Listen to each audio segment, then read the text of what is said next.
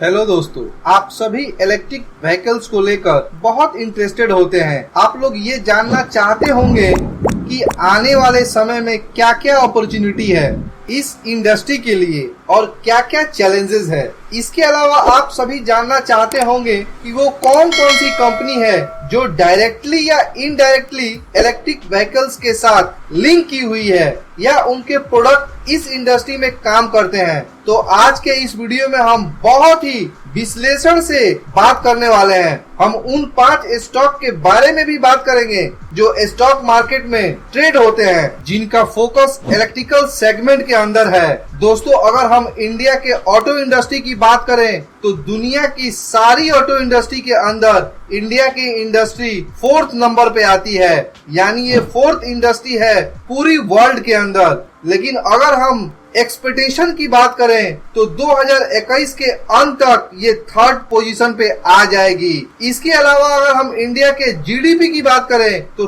Total India के अंदर auto की जीडीपी 7.1% का कंट्रीब्यूशन करती है। National mission plan for electric mobility 2020 के एक रिसर्च रिपोर्ट है कि वो हमें बताती है कि टोटल इंडस्ट्री है ऑटो की, उसके अंदर जो डोमिनेशन है वो 2 व्हीलर का है, जो टोटल वॉल्यूम का 75% का कंट्रीब्यूशन करता है। इसके अलावा ये भी माना जाता है कि इंडिया की टोटल कार मार्केट है पूरी मार्केट को डोनेट करता है, जिसका नंबर 2030 तक और बढ़ेगा, क्योंकि लोगों को जो इनकम है वो बढ़ रहा है और लोगों की जो छोटी गाड़ियां है उसके डिमांड के बढ़ने के चांसेस है इस रिपोर्ट के अनुसार। इसके बाद हम बात करते हैं इलेक्ट्रिकल व्हीकल्स की। अगर हम टोटल सेल की बात करें तो टोटल ऑटो सेक्टर के अंदर इलेक्ट्रिकल व्हीकल्स की सेल 1% से भी कम है, लेकिन कुछ एक्सपर्ट मानते हैं कि आने वाले समय में ये नंबर 1% से बढ़कर 5% तक हो सकते हैं। अगर मैं 2 व्हीलर के अंदर इलेक्ट्रिकल व्हीकल्स की बात करें तो इंडिया के अंदर 5 लाख से ज्यादा इलेक्ट्रिक व्हीकल्स ऑपरेट करते हैं, लेकिन अगर हम कार्स की बात करें तो वो भी लाखों में भी नंबर आती है जो इलेक्ट्रिक के ऊपर ऑपरेट करते हैं। अब हम बात करते हैं जिसके बारे में आप सभी को जानना बहुत जरूरी है कि इलेक्ट्रिक व्हीकल्स के अंदर क्या क्या चेंजेस है। ये सेगमेंट फ्री कर रहा है और आने वाले समय में ये सेगमेंट पूरा फ्री कर सकता है। पहला चांसेस है पूरी इंडस्ट्री के अंदर कि वो चार्जिंग इंफ्रास्ट्रक्चर का। दोस्तों, गाड़ियां तो बन जाएगी और लोग उसे खरीद भी लेंगे, लेकिन जैसे आप गाड़ियों में किसी भी पेट्रोल पंप में तेल भरवा लेते हैं, लेकिन इलेक्ट्रिक व्हीकल्स के केस में अच्छे लेवल में डेवलप नहीं हुआ है। ये इस इंडस्ट्री के लिए चैलेंज है कि आने वाले समय में ये कैसे डेवलप होगा। कुछ कंपनी है जो इस लेवल में काम करना स्टार्ट कर दिया है, जिनका नाम है टाटा पावर और एनटीपीसी। अब सेकेंड चैलेंज है पूरी इंडस्ट्री के लिए, वो है अपफ्रंट कॉस्ट का। मान लो आप कोई गाड़ी खरीदने जाते हो तो डीजल या पेट्रोल 5 लाख में मिल जाती है, लेकिन फीचर्स वाली गाड़ी आपको इलेक्ट्रिक की लेनी है तो आपको कम से कम 10 लाख में मिलेगी। तो आप क्या करोगे?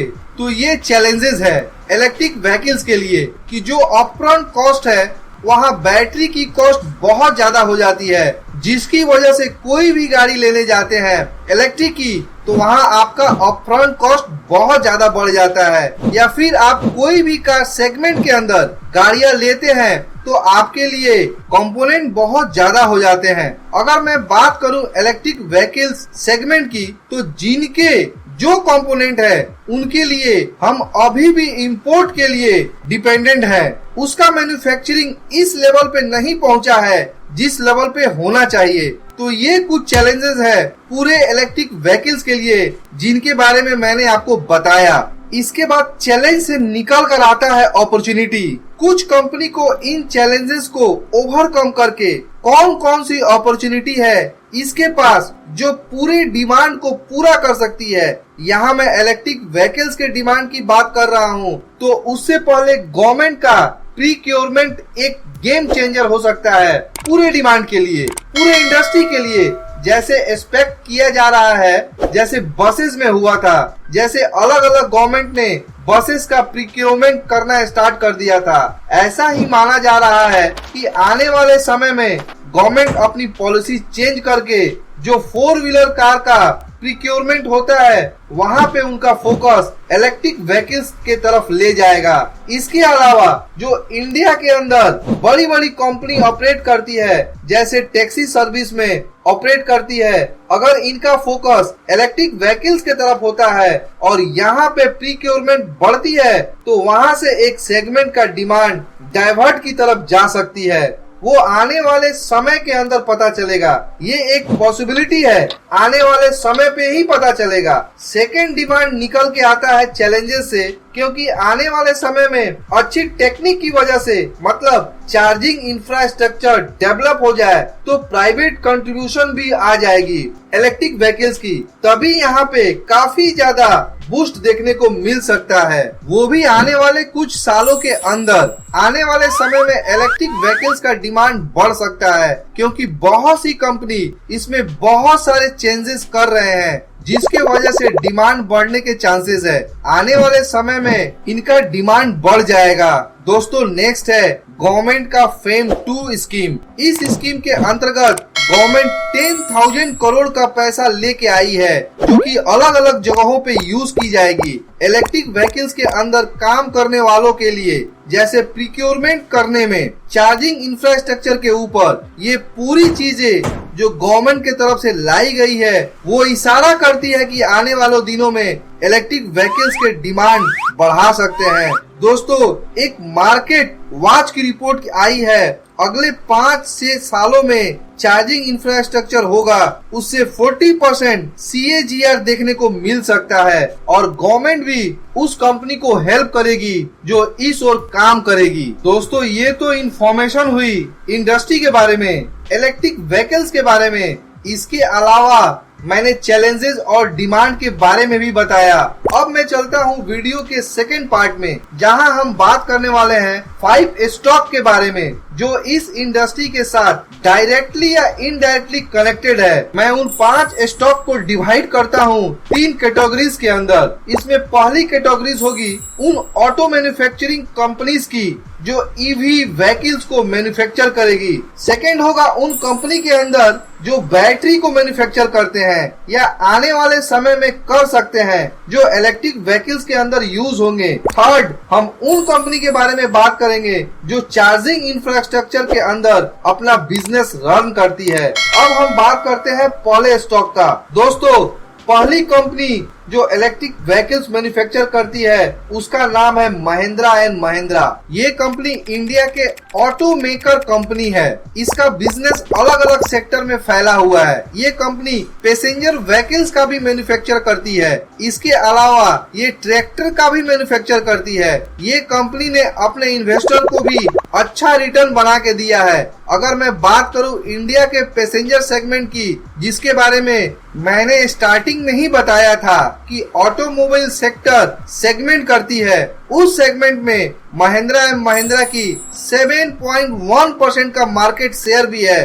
2001 में ये कंपनी पहली गाड़ी लॉन्च की थी जिसका नाम था महिंद्रा रेवा। इसमें आप समझ ही गए होंगे कि ये कंपनी कम से कम अपना फोकस करना स्टार्ट किया होगा इलेक्ट्रिक व्हीकल्स के अंदर। खूब कम समय में इस कंपनी ने R&D सेंटर भी खोला है बेंगलोर में, जो फोकस करता है इलेक्ट्रिक व्हीकल्स को। केवल रेवा ही नहीं, Mahindra and Mahindra 5 electric vehicles का प्रोडक्शन करता है। रिसेंट के टाइम में कंपनी ने ई-विट्रो को भी लॉन्च किया है, जो कार नॉर्मली टैक्सी के अंदर लॉन्च की जाती है, और पिछले कुछ समय से ये गाड़ी सक्सेस भी रही है। इसके अलावा कंपनी ने और भी इलेक्ट्रिक व्हीकल्स के अंदर काम किया है, जिसके चलते वर्ल्ड के अलग अलग मैन्युफैक्चरर्स के साथ काम कर सकती है, जिसके रिगार्डिंग ये कंपनी बात करना शुरू भी कर चुकी है। लेकिन इसके बारे में कोई भी डेवलपमेंट होता है तो आपको हम बताते रहेंगे। अगर मैं महिंद्रा एंड महिंद्रा के शेयर प्राइस की बात करूं तो इसके शेयर प्राइस 750 रुपीज के आसपास है। इस कंपनी का मार्केट कैपिटलाइजेशन 91,000 करोड़ के आसपास है। वहीं मैं एक साल में रिटर्न की बात करूं तो महिंद्रा एंड महिंद्रा ने 40% का रिटर्न दिया है। यहाँ मैं प्राइस टू अर्निंग रेशियो की बात नहीं कर रहा हूँ, क्योंकि ये कंपनी 12 महीनों के लिए लॉस मेकिंग कंपनी है। आगे ये कैसे परफॉर्म करेगी इसके बारे में बताते रहेंगे। अगर हम महिंद्रा एंड महिंद्रा के डेप्ट की बात करें तो इसका इक्विटी रेशियो 1.76 के आसपास रहता है। अब हम बात करते हैं टाटा मोटर्स के बारे में, क्योंकि इलेक्ट्रिक व्हीकल्स के बारे में हम जब भी बात करते हैं तो इस कंपनी का नाम भी आता है। ये कंपनी 40% का सेगमेंट करती है मार्केट में। ये कंपनी भी काफी टाइम से लॉस बुक करती आ रही है। अगर हम इसके शेयर प्राइस की बात करें तो कंपनी ने अच्छा रिटर्न बना के दिया है इन्वेस्टर को कुछ टाइम के अंदर ही।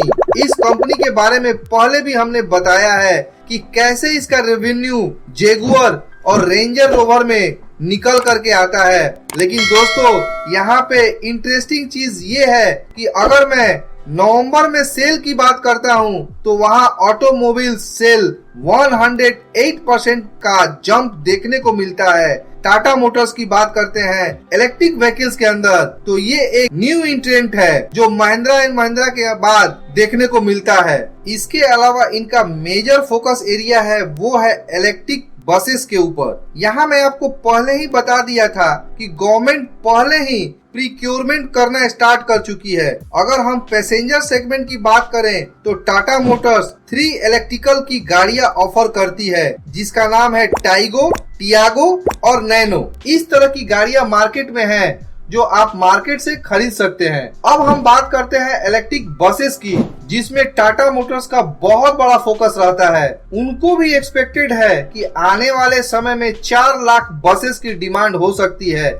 आप ये जान लीजिए कि टाटा मोटर्स की जो 3 गाड़ियां हैं उनकी सेल कैसी रही है 3 क्वार्टर के अंदर। तो पहले क्वार्टर्स में इलेक्ट्रिक व्हीकल्स की 300 गाड़ियां बिकी थी, सेकेंड क्वार्टर्स में 500 और थर्ड क्वार्टर्स में 800 गाड़ियां बिकी थी। और हम फोर्थ क्वार्टर्स की बात करें तो टाटा मोटर्स 1400 गाड़ियां बेचने की प्रयास में है। टाटा मोटर्स की शेयर 300 के आसपास रहता है और इसका मार्केट कैपिटलाइजेशन 60,000 करोड़ के आसपास है। एक साल में इस कंपनी ने 0.33% का नेगेटिव रिटर्न दिया है। टाटा मोटर्स के ऊपर काफी डेप्ट है, इसकी डेप्ट रेशियो 2.2 के आसपास है। अब हम बात करते हैं बैटरी सेगमेंट के बारे में। इसमें लिथियम बैटरी का नाम आता है। ये वो बैटरी होती है जो इलेक्ट्रिक व्हीकल्स के अंदर यूज होती है। कुछ कंपनी इस पे काम करना स्टार्ट भी कर चुकी है। इसमें सबसे पहला नाम आता है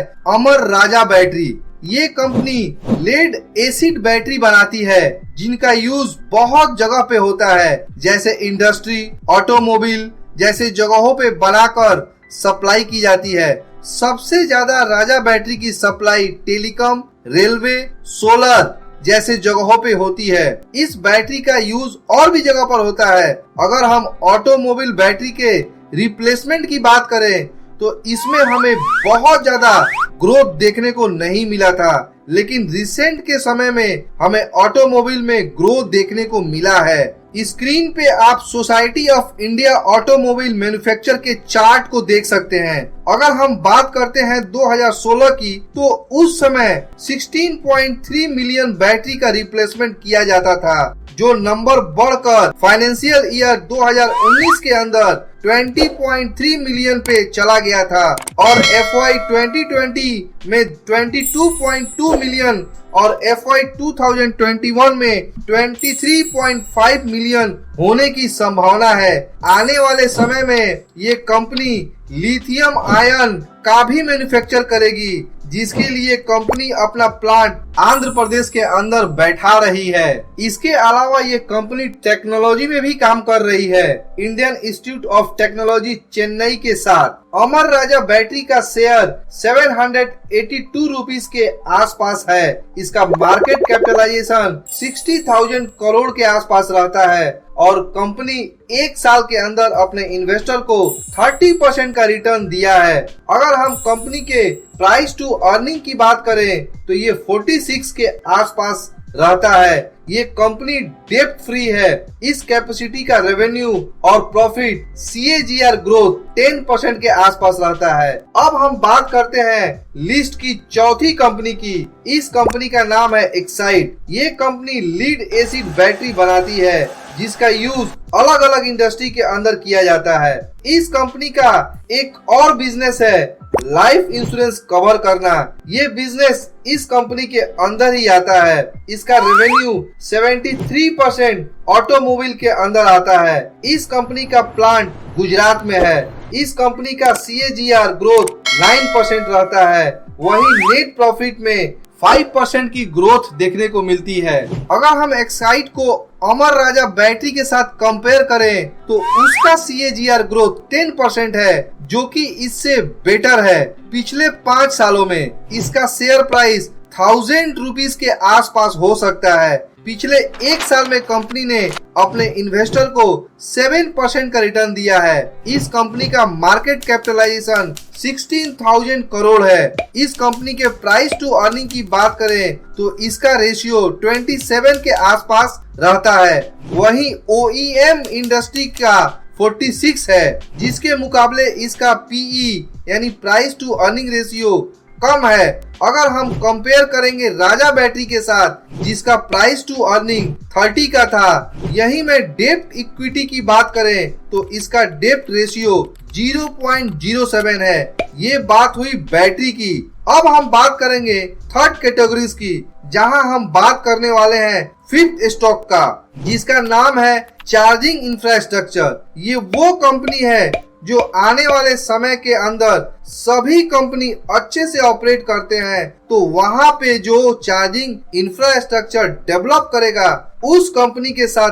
क्या है। तो अब हम जिस कंपनी की बारे में बात करने वाले हैं उसका नाम है टाटा पावर। ये कंपनी लार्जेस्ट इंटीग्रेटेड कंपनी है, लेकिन रिसेंट के समय में कंपनी ने बताया है कि ये कंपनी अपना फोकस चार्जिंग इंफ्रास्ट्रक्चर के तरफ लेके जाने वाली है। ये कंपनी 10,875 मेगावाट एनर्जी जनरेट करती है जिसमें से 32% का जनरेशन क्लीन एनर्जी से करते हैं यानी सोलर, विंड, इस तरह से। इसके अलावा हम चार्जिंग इलेक्ट्रिकल की बात करें तो ये 170 पॉइंट्स पहले से ही सेटअप कर चुके हैं। इसके अलावा इंटरेस्टिंग चीज निकल के ये भी आ रही है कि ये कंपनी MOUs साइन किए हैं पेट्रोल पंप कंपनी के साथ। यहाँ पेट्रोल पंप की बात इसलिए मैं कर रहा हूँ कि आगे चलकर जो गाड़ियाँ इलेक्ट्रिक व्हीकल्स की पंप पे आएगी चार्जिंग करा के जाएगी। दोस्तों टाटा पावर का शेयर प्राइस